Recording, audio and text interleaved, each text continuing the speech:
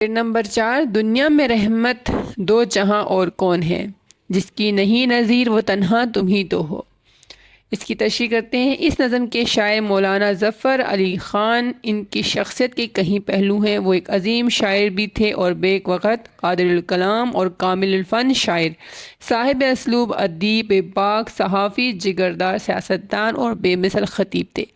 ظفر علی خان کو مختلف موضوعات کے علاوہ نعت میں بھی کمال حاصل تھا۔ محبت عقیدت میں پرتاثر نعت گوئی بھی آپ کی شاعرانہ مقام اور مرتبے کی عکاس ہے۔ نظم نعت کے اس شعر میں شاعر مولانا ظفر علی خان حضور اکرم صلی اللہ علیہ وآلہ وسلم کو رحمت دو جہاں قرار دے رہے ہیں۔ جیسے کہ قرآن میں اللہ تعالیٰ نے کہا، ہم نے آپ کو دو جہانوں کے لیے رحمت بنا کر بھیجا۔ رحمت دو جہاں سے مراد وہ رحمت جو دونوں جہانوں دنیا اور آخرت کے لیے ہے۔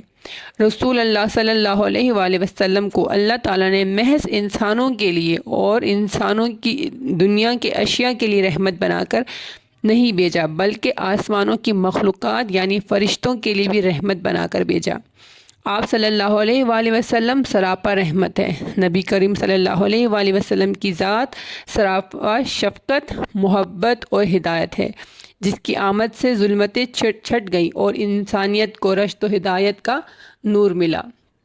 حوالہ جات میں شعر میں نے شامل کیا ہے۔ رحمت دو عالم کے جلوے ہر سو بکھر گئے، نور جس طرف گیا ظلمتیں وہاں سے ہٹ گئی۔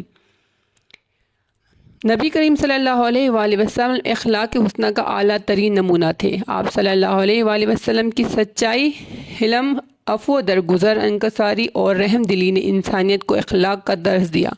قرآن نے بھی گواہی دی، اور بے شک تم اخلاق کے بلند مرتبے پر فائز ہیں۔ شاید دوسرے مصرے میں کہتے ہیں کہ حضور اکرم صلی اللہ علیہ وآلہ وسلم ہی وہ ہستی ہیں جن کی کوئی نظیر نہیں، یعنی ان جیسا اور کوئی بھی نہیں، نہ اس پوری کائنات میں ان جیسی کوئی اور مثال موجود ہے۔ آپ صلی اللہ علیہ وآلہ وسلم اللہ کے وہ محبوب ہیں جو اپنی مثال آپ ہیں۔ آپ صلی اللہ علیہ وآلہ وسلم تنہا اور بے مثال ہیں۔ جتنا شرف اللہ نے آپ کو عطا کیا اور جو مقام اور مرتبہ اللہ نے آپ کو دیا، اتنا اس پوری کائنات میں اور کسی بھی ذات کو نہیں دیا گیا۔ اللہ نے آپ کی ذات کو کامل اور اخلاق کا پیکر بنایا۔ آپ میں وہ تمام خوبیاں موجود ہیں جو کسی ایک بہترین انسان میں ہونے کا تصور کیا جا سکتا ہے۔ حوالہ جات میں یہاں ایک اور شامل کیا شعر میں نے، عمل اخلاق گفتار و وفا میں بے مثال ہے نبی کی ذات سب خوبیوں کا کمال۔